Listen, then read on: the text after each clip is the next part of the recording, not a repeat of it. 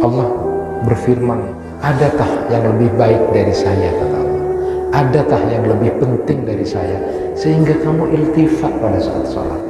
Ada urusan yang lebih besar apa dari aku? Ada urusan yang lebih penting apa dari aku? Pertama, jangan berpaling karena Allah melihat. Kalau berpaling itu sama dengan maling, pencurian dalam sholat kita. Sampai kemudian Allah mengatakan, adakah yang lebih baik dari aku, adakah yang lebih penting dari aku, sampai kamu berpaling menduakan aku saat sholat. Orang yang sholat tapi dia tidak memperhatikan isbab wuduknya, kesempurnaan wuduknya, lalu dia tidak memperhatikan waktu-waktunya, dia pokoknya sak maunya sendiri, mau sholat maghrib nanti, mau sholat isya nanti, mau sholat duhur kapan, terserah. Dia tidak menjaga waktu-waktunya dengan baik, apalagi kemudian rukun-rukun sholatnya dengan baik, maka itu zalim terhadap dirinya sendiri. Lalu disebutkan berikutnya, itu adalah farqismul awwal mu'aqab. Itu orang yang sholatnya akan disanksi, sholat tapi disanksi. Lalu pada saat di kamar mandi, ketika melepas pakaian, ucapkanlah dalam hati bismillah.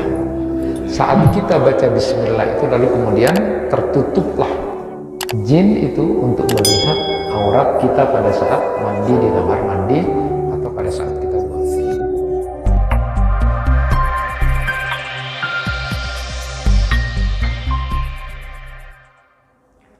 Assalamualaikum warahmatullahi wabarakatuh. Alhamdulillahi rabbil alamin. Assalatu wassalamu ala rasulillah Sayyidina Muhammad wa ala alihi wa ashabihi ajma'in. Rabbi israh li sadri wa yassir li amri wahlul 'uqdatam min lisani yafqahu qawli. Amma ba'd. Jamaah kuliah maghrib yang dirahmati Allah, alhamdulillah kita sudah melaksanakan sholat berjamaah.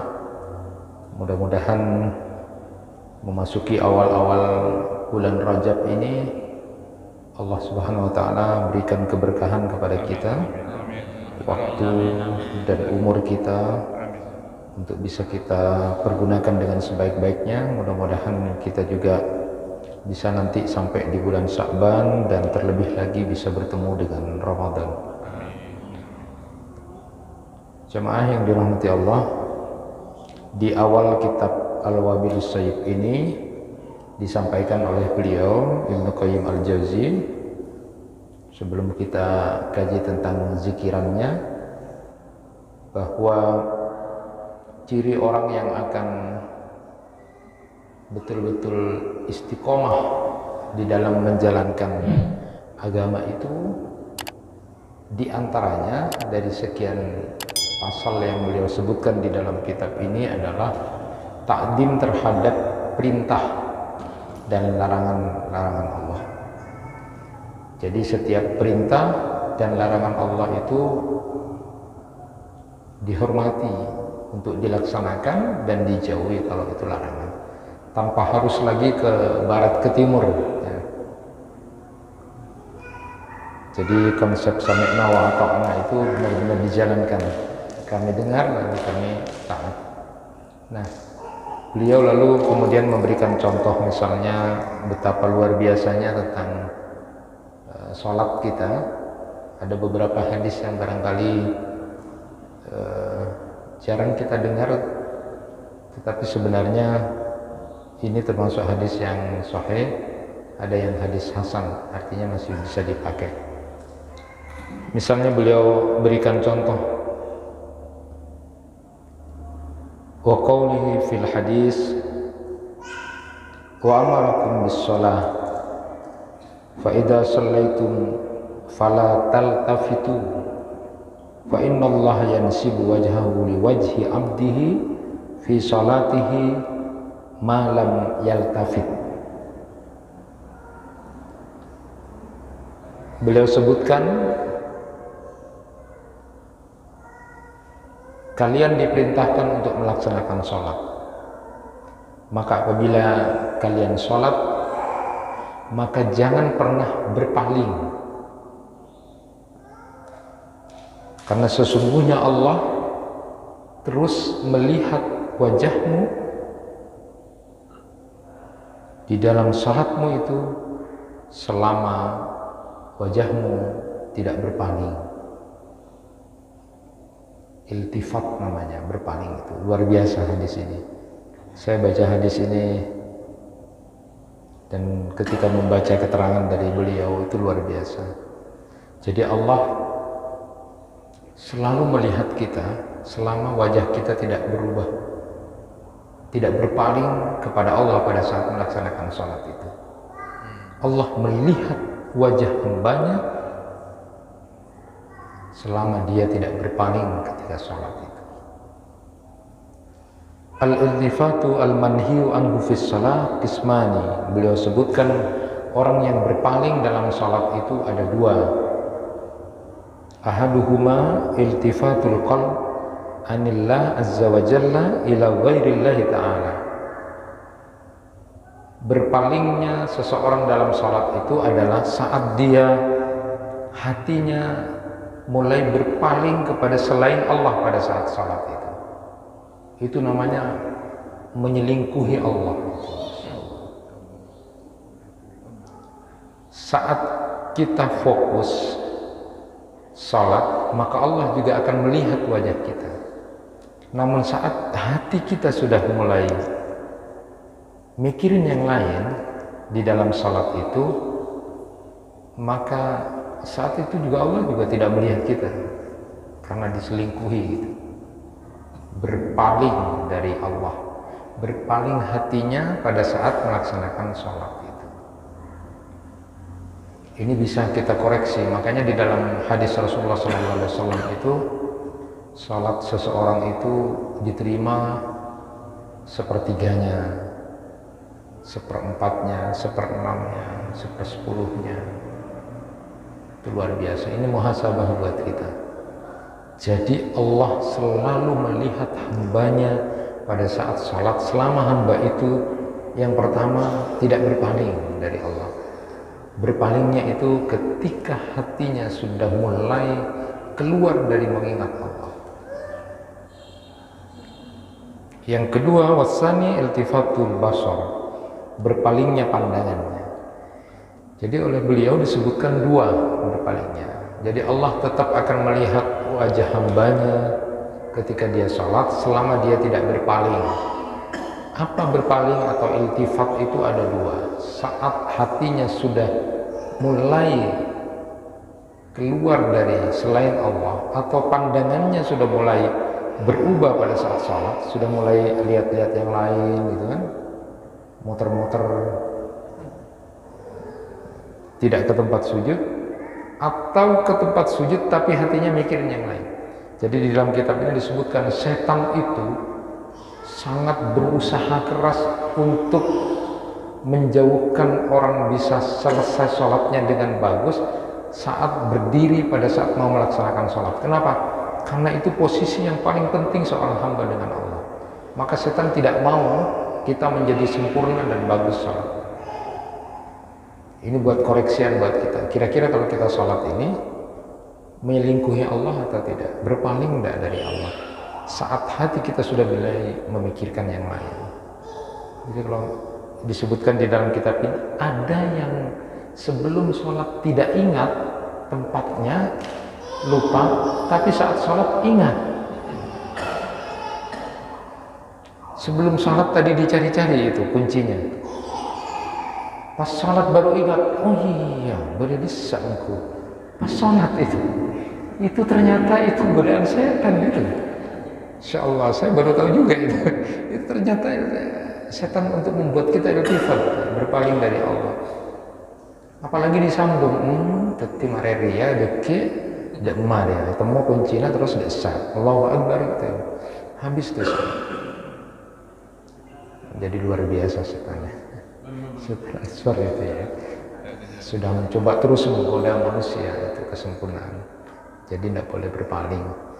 Beliau kemudian sebutkan di sini bahwa model berpalingnya seorang hamba pada saat sholat itu diibaratkan Kalau Anda dipanggil seorang raja atau presiden lah, kalau di sini mungkin bupati, Anda diajak ngomong sama Pak Bupati, terus sampai gini-gini, lihat-lihat ke sana, Pak Bupatinya tidak dilihat gitu. Itu perumpamaan aja sederhananya segitu ya. Walaupun tidak sejauh itu, jauh lebih dahsyat sebenarnya. Atau kemudian tidak nyambung bicara dengan Pak Bupati atau pimpinan, gimana? Kira-kira marah, murka enggak itu? Ya murka. Jadi intinya, betapa luar biasanya di dalam hadis ini, jika kalian sholat, maka jangan pernah berpaling, karena Allah selalu akan melihat wajah hambanya saat dia sholat, dengan catatan dia tidak berpaling. Masya Allah, luar biasa kalau dilihat Allah itu. Allah melihat langsung. Tapi kalau kita sudah mulai hatinya mikir yang lain, rencana-rencana yang lain pada saat sholat,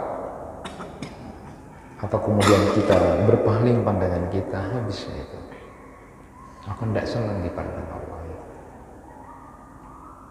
Nah, waqad su'ila Rasulullah sallallahu alaihi wasallam anil iltifat ar-rajulu fi salatihi faqala huwa ihtilasun yahtalisu syaitan min salatil abdi.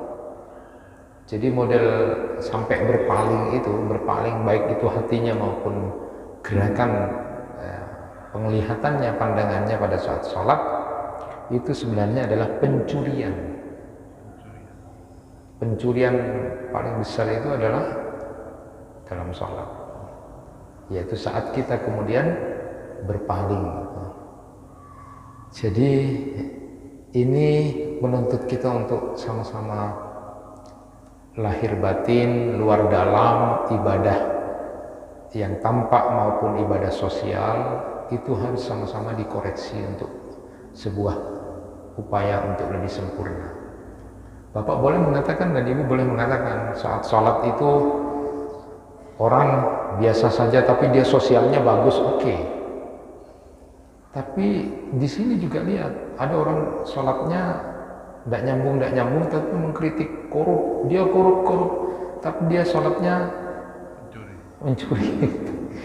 Itu juga koreksi yang gitu kan. Jadi sholat, pencurian terbesar itu mengambil pada saat sholat itu. Jadi jangan-jangan kita sering bilang orang maling, korup dia, kita sendiri sering sholatnya iltifat itu maling besar itu. Jadi hati-hati, sama-sama hati-hatinya. Karena kita merasa ibadah, dia kemudian salah, jangan, hati-hati. Itulah makanya kemudian di dalam etika akhlak itu juga disebutkan dalam hadis itu, jangan pernah mencela orang yang berbuat dosa, terlalu banter celaannya, karena nanti kamu tidak akan mati kecuali melakukan hal yang sama. Ya dia jahat ya sudah, selesai aja. Cukup hanya kita tahu sekedarnya saja. Jangan sampai diulang-ulang. Karena bisa jadi akan dilakukan kita sendiri. Nah, lebih luar biasanya juga disebutkan wa fi asar akhar yaqulullahu ta'ala ila khairin minni. Saya baca asar ini luar biasa.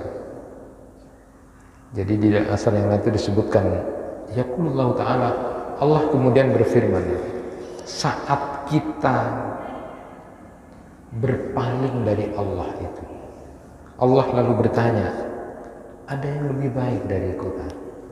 Ada yang lebih penting dari kita? Kok kamu sampai berpaling begitu?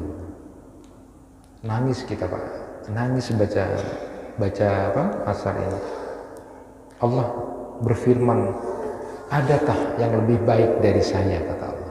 Adakah yang lebih penting dari saya sehingga kamu iltifat pada saat sholat? Ada urusan yang lebih besar apa dari aku? Ada urusan yang lebih penting apa dari aku? Apa enggak ngeri ya baca seperti itu, ngeri. Maka nanti ingat-ingat ketika sholat dan seterusnya, Ini juga saya sampaikan dan bacakan beberapa hadis Nabi ini untuk kita mengingat itu. Kalau seperti itu, pertama, jangan berpaling karena Allah melihat. Kalau berpaling itu sama dengan maling, pencurian dalam salat itu. Sampai kemudian Allah mengatakan, adakah yang lebih baik dari aku? Adakah yang lebih penting dari aku sampai kamu berpaling menduakan aku saat salat itu? Berapa kali kita sudah melakukan itu? Innal abda idza qama yusalli utiya bidunubihi kulliha fawudi'at ala ra'sihi wa atikaihi fa kullama raka'a aw sajada tasaqqatat anhu. Rawahu Ibnu Hibban. Setiap hamba itu salat, maka didatangkan semua dosa-dosanya, lalu ditaruh di kepalanya dan pundaknya. Lalu saat dia ruku dan sujud, maka digugurkanlah semua dosa-dosanya. Maka tidak luar biasa. Saat seorang hamba sudah berdiri di hadapan Allah Subhanahu wa taala, maka didatangkan semua dosa-dosanya, lalu ditaruh di atas kepalanya, lalu ditaruh di atas dua pundaknya, dan pada saat dia ruku dan sujud, maka dosa-dosanya digugur oleh Allah Subhanahu wa taala. Maka perhatikan, saat ruku dan sujud itu adalah saat di mana Allah gugurkan dosa-dosa kita. Hanya seberapa kita memahami itu, sehingga kemudian salat kita menjadi bermakna di hadapan Allah Subhanahu wa taala. Ibnu Qayyim al-Jauziyah itu dalam kitab ini juga menyebutkan bahwa tentang orang yang salat itu, wan nasu fis salati ala maratibi khamsah. Ada 5 model orang salat itu, ya, untuk perhatian kita. Yang pertama disebutkan di sini adalah martabatud dzalimi li nafsihi. Jadi modelnya orang yang zalim terhadap dirinya sendiri, yaitu mereka yang tidak pernah memperhatikan wudhunya dengan benar, lalu tidak memperhatikan waktu-waktunya dengan benar, dan batasan-batasannya serta rukun-rukunnya. Wa huwa alladhi intaqasa min wudhu'iha wa mawaqitiha wa hududaha wa arkaniha. Jadi orang yang pertama itu adalah orang yang sholat, tapi dia tidak memperhatikan isbab wudhunya, kesempurnaan wudhunya, lalu dia tidak memperhatikan waktu-waktunya. Dia pokoknya sak maunya sendiri, mau salat maghrib nanti, mau salat isya nanti, mau salat duhur kapan, terserah dia. Dia tidak menjaga waktu-waktunya dengan baik, apalagi kemudian rukun-rukun salatnya dengan baik, maka itu zalim terhadap dirinya sendiri. Lalu disebutkan berikutnya, itu adalah falqismul awwal mu'aqab. Itu orang yang sholatnya akan disanksi. Sholat tapi disanksi, diiqab. Fawailun lil musallin alladzina hum an salatihim sahun. Celakalah orang yang sholat, tidak boleh berhenti di situ. Nah, inilah orang-orang yang kemudian sholat, tapi dia tidak isbaq ketika wudhu, tidak ihsan ketika wudhu, lalu kemudian dia tidak memperhatikan waktu-waktunya dengan baik, lalu kemudian dia tidak memperhatikan batasan-batasannya dan rukun-rukunnya. Orang seperti ini mu'aqab, akan disanksi walaupun dia sholat. Itu tingkatan yang pertama. As-sani, tingkatan yang kedua adalah may yuhafidhu ala mawaqitiha wa hududiha wa arkaniha adh-dhahira wa wudu'iha lakinnahu qad dayya mujahidatu nafsihi fil waswasah fa dhahaba ma'al masa' wal afkar. Yang kedua ini adalah orang yang menjaga waktu sholatnya dengan baik, batasan-batasannya baik, rukun-rukunnya baik, lahir dan batin bagus, wudhunya juga dia perhatikan dengan baik, tetapi dia tidak berjuang pada dirinya sendiri untuk melawan godaan setan atau waswasnya setan sehingga dia menjadi berpaling atau iltifat itu. Dan orang yang pada kedudukan kedua ini adalah muhasabun, wasani muhasabun. Yang kedua ini nanti akan dihisab oleh Allah, akan diperhitungkan salatnya, masih dihisab itu. Jadi posisi kedua itu wudhunya sudah bagus, waktu-waktu sholatnya dijaga, batasan-batasannya sudah, rukun-rukunnya sudah. Tapi ketika dia melaksanakan sholat, dia tidak berjuang untuk melawan dirinya terhadap godaan-godaan setan sehingga dia bisa kemudian berpaling dari ingat kepada Allah pada saat sholat itu. Maka ini adalah muhasab, nanti akan diperhitungkan sholatnya, masih dipertimbangkan seberapa diterima dan seberapa juga yang kemudian dianggap melanggar. Itu yang kedua. Padahal sudah bagus. Nah, yang ketiga disebutkan di sini adalah sama posisinya dengan yang kedua, menjaga wudhunya, isbah, menjaga waktunya, batasan-batasannya, lalu kemudian rukunnya, lalu kemudian orang ini khusyuk dalam salatnya. Barulah yang kelompok ketiga ini disebut mukaffarun anhu, akan menghapus dosa-dosa dari diri. As-salawatul khamsu, nah, Jum'ah ini Jum'ah wa Ramadan ilalu mukaffarat lima bainahumna idza itamatil kabair. Jadi menjadi penghapus dosa. Barulah sholat yang kita lakukan itu bisa menjadi takfir, bisa menjadi penghapus terhadap salah dan dosa kita.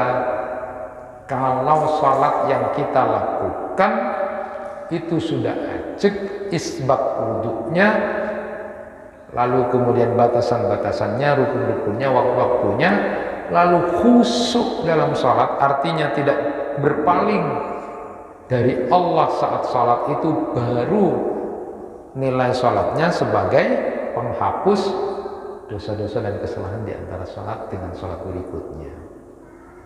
Kita ini posisinya di mana?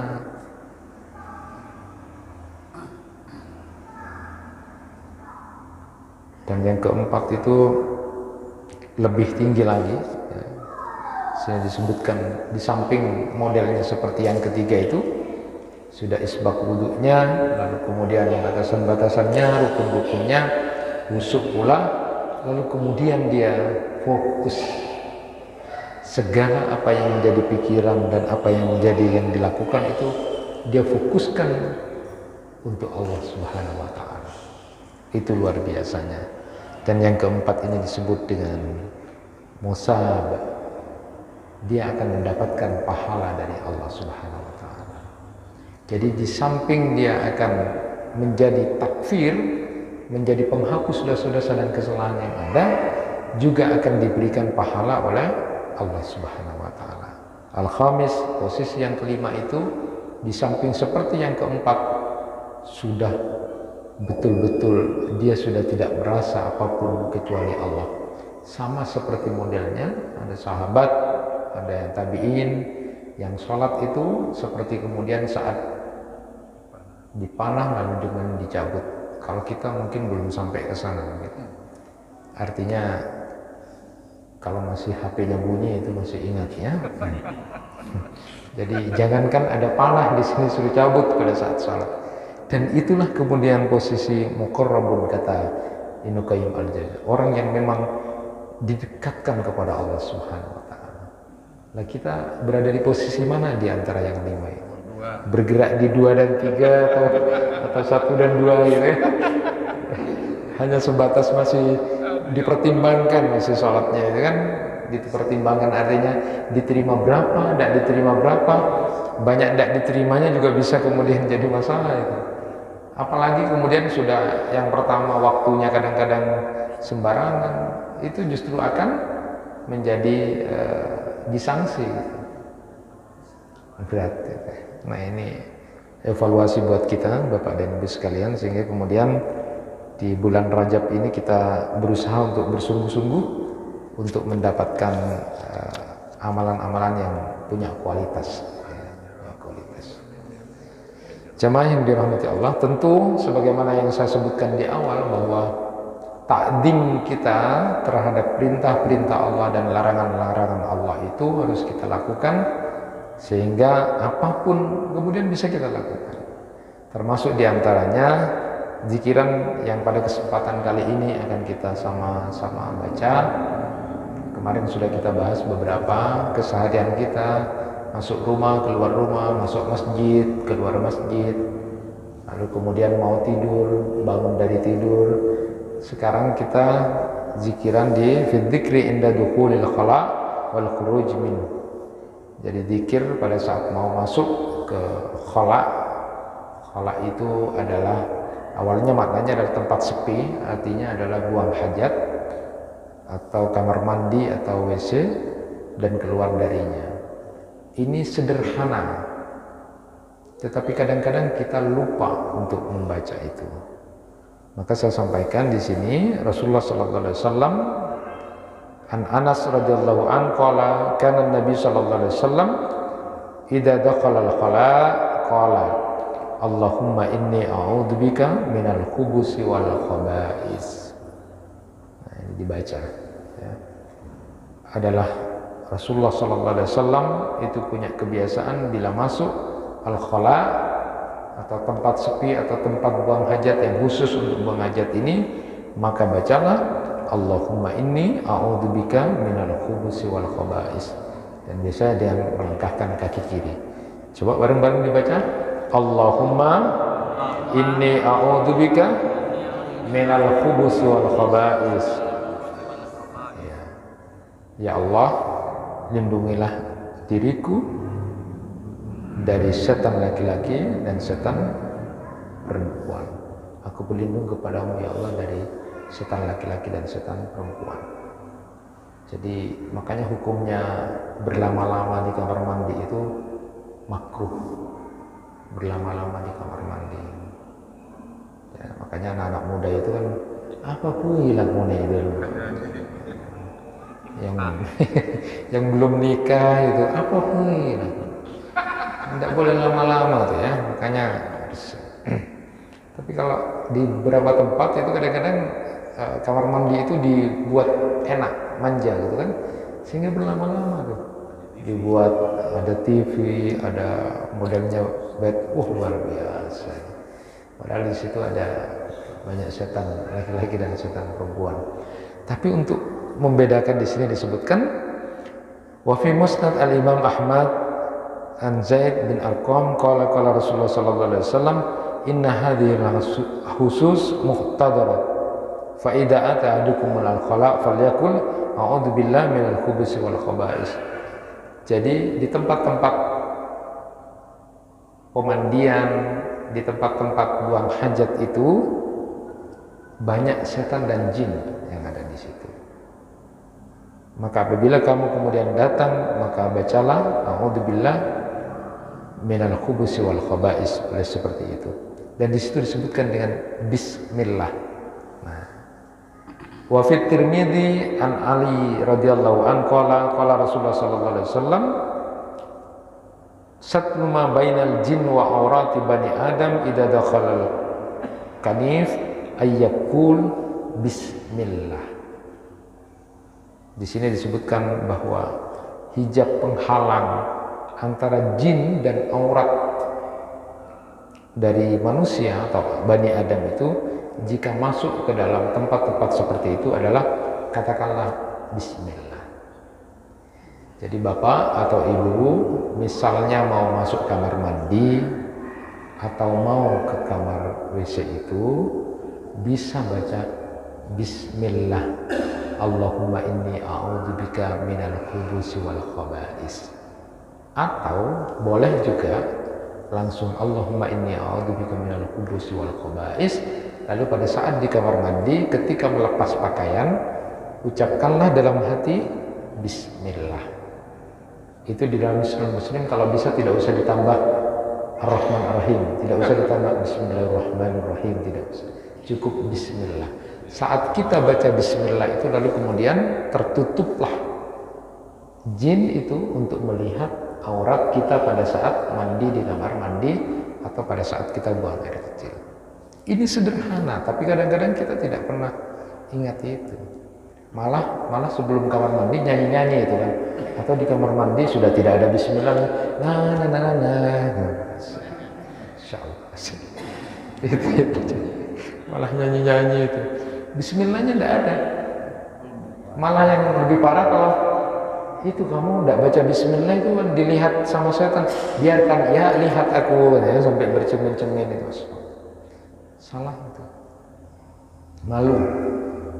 Jadi untuk menghijab, menutup aurat Bani Adam atau aurat manusia supaya tidak dilihat oleh makhluk gaib yang ada di situ atau jin atau setan yang ada di situ, maka bismillah, karena itu menjadi penghalang. Allah langsung menghalang.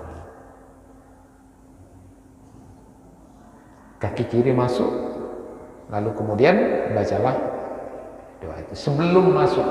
Jadi sebelum masuk itu bacalah Allahumma inni a'udzubika minal khubuthi wal khaba'is, didahului dengan bismillah. Kalau nanti mau melepas pakaian di dalam, ya pada saat melepas pakaian itu bismillah. Itu menjadi hal yang penting untuk kita ingat. Sederhananya seperti itu. Nah, bagaimana kalau keluar?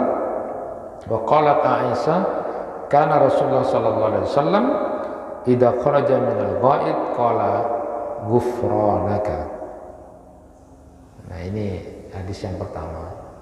Jadi cukup kalau sudah selesai dari kamar mandi atau dari kamar WC itu, lalu kemudian bacalah ghufranaka, kaki kanan. Kalau tadi masuk kaki kiri, maka kemudian keluar itu dengan kaki kanan. Maka ucapkanlah ghufranaka. Semoga Allah mengampuni, ampunilah aku ya Allah. Nah, ini ketika dibahas di Hisnul Muslim itu, kenapa pakai ghufranaka, ampuni? Karena memang kita jangan-jangan banyak tidak bersyukur kepada Allah. Kenapa? Berkaitan dengan misalnya buang air besar, buang air kecil, maka proses awal yang kita lakukan adalah makan, minum. Kita ini banyak tidak bersyukur kepada Allah, maka minta ampun kepada Allah. Sehingga sampai lega keluar sudah mengatakan ghufranaka, ya, memohon ampunan kepada Allah Subhanahu wa taala. Kenapa? Jangan-jangan kita selama ini banyak tidak bersyukur kepada Allah sehingga langsung minta ampunan kepada Allah Subhanahu wa taala.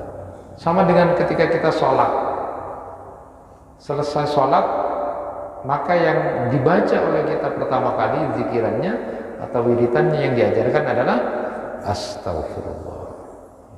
Kenapa ditanya? Loh, kan sudah berbuat baik sholat, kok istighfar pada Allah?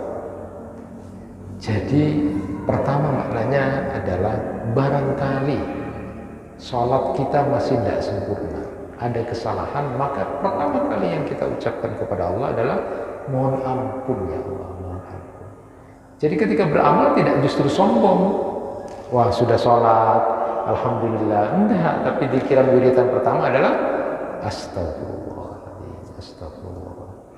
Sama dengan itu, kita mungkin ada kesalahan dalam sholat itu.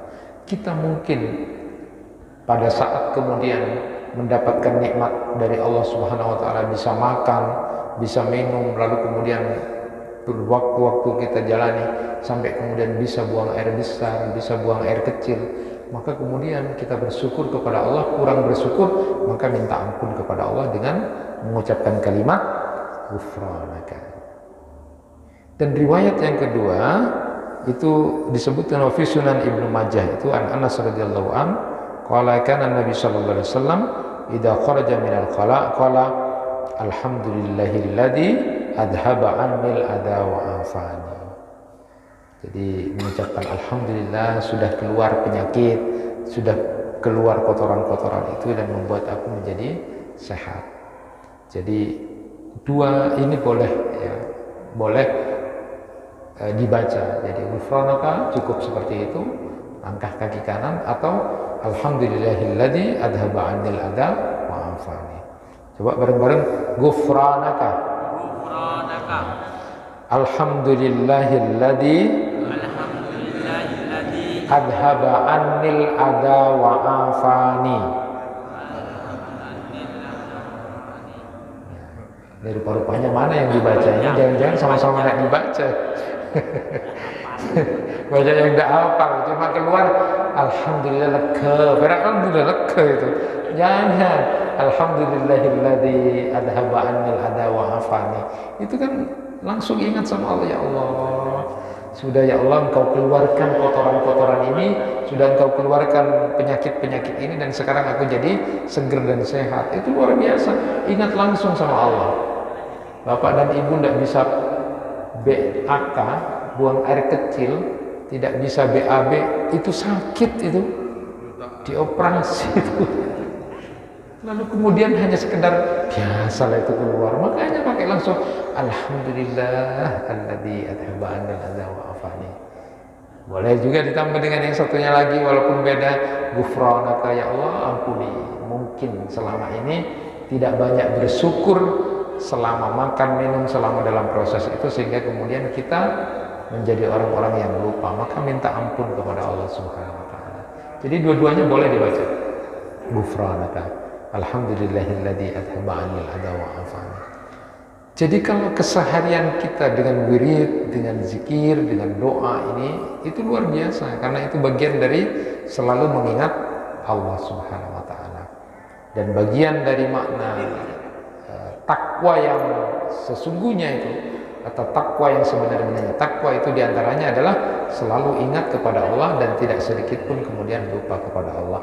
Hatta dalam urusan masuk kamar mandi, masuk ke WC, kita pun kemudian membangun dan melakukan etika-etika yang diajarkan di dalam agama kita.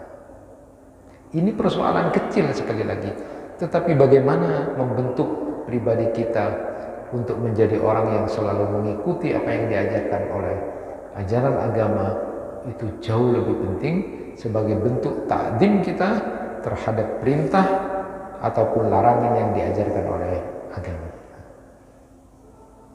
Masyiral muslimin rahimakumullah, maka pada kajian kita kali ini, takdim kepada perintah dan larangan ini termasuk zikiran yang sudah kita bahas pada kesempatan kali ini, yaitu berusaha untuk menjadi orang yang kemudian hatta dalam persoalan masuk keluar kamar mandi atau WC itu pun kemudian kita baca bacaan-bacaan yang kemudian seperti yang diajarkan oleh Rasulullah SAW. Kaitannya dengan masalah kalimat ghufranaka itu, memohon ampunan kepada Allah Subhanahu wa taala, maka sekedar mengingatkan pada kita bahwa makom istighfar itu atau makom taubat itu, kalau orang yang suluk kepada Allah, melakukan perjalanan kepada Allah itu selalu dimulai dari awal, tengah sampai akhir. Jadi yang namanya istighfar itu atau pertobatan itu tidak cuma di awal, tidak di akhir, tidak di tengah, tapi mulai sejak awal, tengah sampai akhir.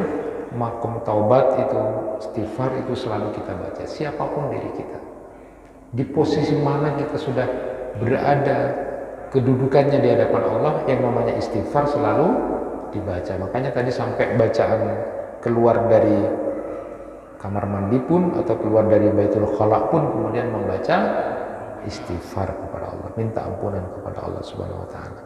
Menarik untuk kita sampaikan sedikit saja di sini, di dalam Quran surat An-Nisa ayat 17. Innamat taubatu 'alallahi lilladzina ya'maluna as-su'a bijahalah tsumma yatubuna min qarib fa ulaika yatubullahu 'alaihim wa kana Allahu 'aliman hakima. ini berkaitan dengan apa yang akan kita sampaikan tentang masalah ini, buat perenungan kita tentang permohonan ampun kepada Allah. Orang habis sholat minta ampun kepada Allah, istighfar pada Allah. Orang keluar itu juga minta ampun. Boleh jadi kita banyak tidak bersyukur pada Allah. Tetapi menarik di sini, ayat ini berbicara buat kita untuk menjadi sebuah perenungan buat kita. Sesungguhnya taubat itu hanya untuk orang-orang yang mengerjakan kesalahan karena kebodohan, lalu kemudian dia bertaubat kepada Allah secara langsung atau saat itu juga, maka mereka lah orang-orang yang disebut bertaubat kepada Allah. Dan Allah Maha Tahu dan Maha Bijaksana. Jamaah yang dirahmati Allah, setidaknya ini sindiran buat kita. Sesungguhnya yang pantas dan layak bertobat kepada Allah itu adalah orang-orang yang melakukan kesalahan karena tidak tahu. Kita melakukan kesalahan itu karena tidak tahu atau tahu sebenarnya? Sindir ya. Sindir. Yang pantas layak bertobat pada Allah itu yang melakukan kesalahan karena tidak tahu. Kita ini kadang-kadang melakukan kesalahan karena sudah tahu padahal. Sudah tahu. Walaupun makna jahalah itu, bodoh itu bukan cuma bermakna tidak tahu, tetapi orang yang sedang ditutup dirinya, terhijab dirinya untuk melakukan sebuah kesalahan padahal dia tahu, itu juga disebut sebagai orang bodoh. Walaupun dia tahu, tapi karena nafsunya terlalu tinggi, kemudian terhijab, maka kemudian dia juga termasuk orang yang bodoh. Nah, di situ disebutkan orang yang bertaubat dengan sungguh-sungguh itu adalah langsung bertaubat. Jadi ketika melakukan kesalahan langsung bertaubat. Ada juga yang mengartikan bahwa saat qorib itu dalam waktu yang dekat itu adalah etikanya dia ketika sudah melakukan kesalahan, maka sebaiknya dia beristighfar kepada Allah. Tetapi kalau ditinjau dari batas akhir penerimaan taubat, maka dia akan diterima taubatnya sebelum digorgor ya. Jadi di kerongkongan ini masih diberikan kesempatan. Dan yang terakhir disebutkan di situ kalimat di dalam Al-Quran yang terakhir adalah wa kana Allahu aliman hakima. Dan Allah itu Maha Tahu dan Maha Bijaksana. Artinya Allah tahu siapa yang sungguh-sungguh dalam bertobat itu. Lalu kemudian Allah lah nanti yang akan memberikan kebijakan terhadap kesungguhan bertobat kita. Oleh karena itu, kenapa kemudian warna setiap apa yang aktivitas yang kita lakukan selalu berada dalam posisi minta ampun kepada Allah, hatta habis salat pun kemudian bertobat kepada Allah, beristighfar kepada Allah. Jangan-jangan masih ada kekurangan, jangan-jangan masih ada yang salah, jangan-jangan kita ini tidak banyak bersyukur kepada Allah. Itulah makna kemudian keluar dari Baitul Khala pun kita minta ampun kepada Allah Subhanahu wa Ta'ala. Itu yang bisa disampaikan, mudah-mudahan bermanfaat buat kita. Teruslah meningkatkan ilmu dan pengetahuan sehingga sekecil apapun yang kita lakukan akan diperhitungkan oleh Allah Subhanahu wa Ta'ala. Maka ilmui dan amalkan. Itu yang bisa disampaikan. Subhanallah wa bihamdika asyhadu an la ilaha illa anta astaghfiruka wa atubu ilaik. Kurang lebihnya mohon maaf. Wassalamualaikum warahmatullahi wabarakatuh.